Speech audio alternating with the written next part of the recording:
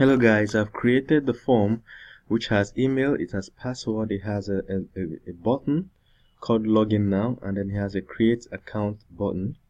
So I'll walk you through the code that I just wrote, and maybe it could help. So let us walk through it. So we have Ionic content padding. I had this, but eventually I'm gonna just delete it.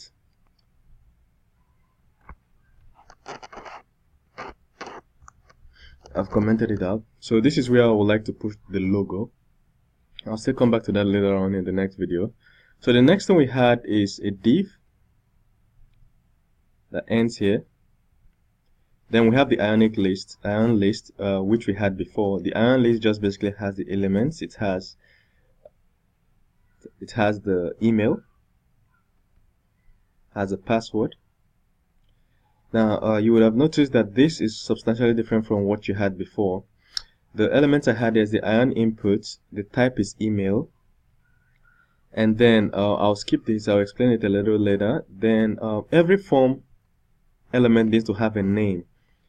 If you're observant, if you're coming from HTML, you will have noticed that forms usually start with the keyword form, but then this one doesn't start with one. So if you're not starting with the keyword form, which I don't normally like to use in Ionic or Angular, make sure that your form elements have a name, and this is required.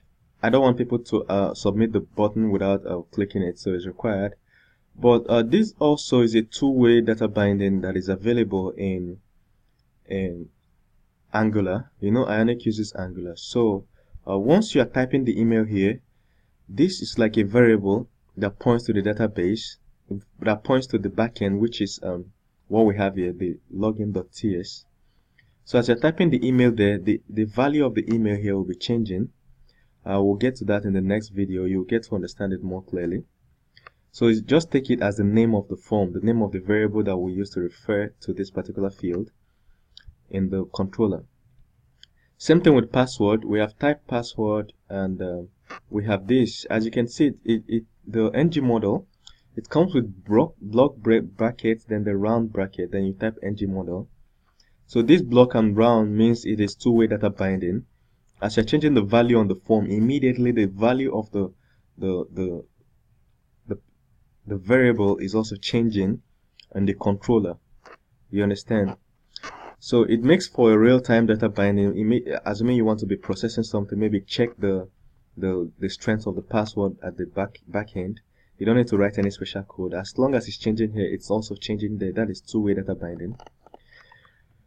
Alright, so the next thing we have is we have two buttons. They are the same button. As you can see, it is a login button, and then it's also a login button. This is just a fancy feature I added. It says that whenever the email and password are completely filled, as you can see, this is the email field and this is the password field. If they exist, which means the user has actually filled something in the email and password, the real button should show up. This is the real button, the real login button. As you can see, it has an on-click event, so that when it's clicked, a function inside the login.ts file. We've not written the function, but we'll write the function here. It will have to be exactly the same name, so we'll call it submit login. So in the next video we'll write this function here. So as you can see, this function will be triggered once somebody clicks on this button. So we're telling it once it clicks. So this is one-way data binding. Once you see only the round bracket, it means that data can only be sent from this HTML form to this TS TypeScript form.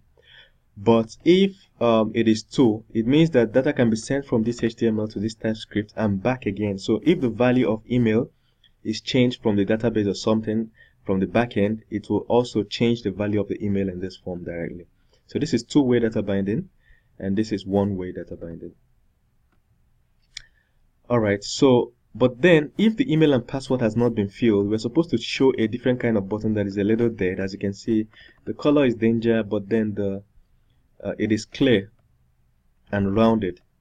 This one is not clear and rounded. So if we get back to our code, we'll see that now that Chrome has automatically added my email and password for me. The color of the button is different. But if I should remove the email and password and make the two fields empty,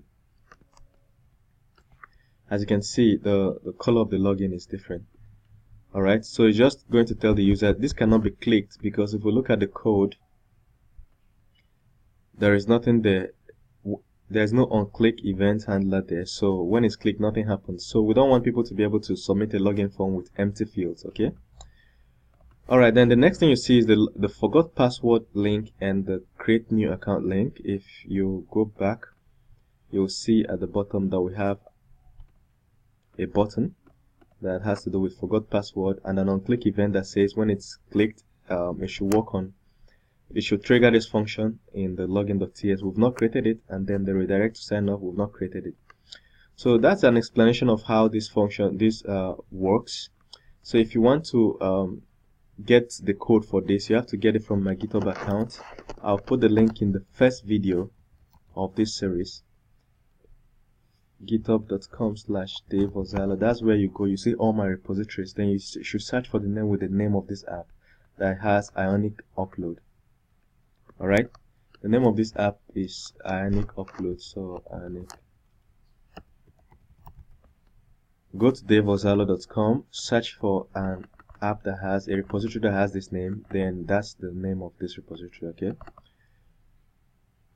so see you in the next video where we will actually go to the backend and start working out these things.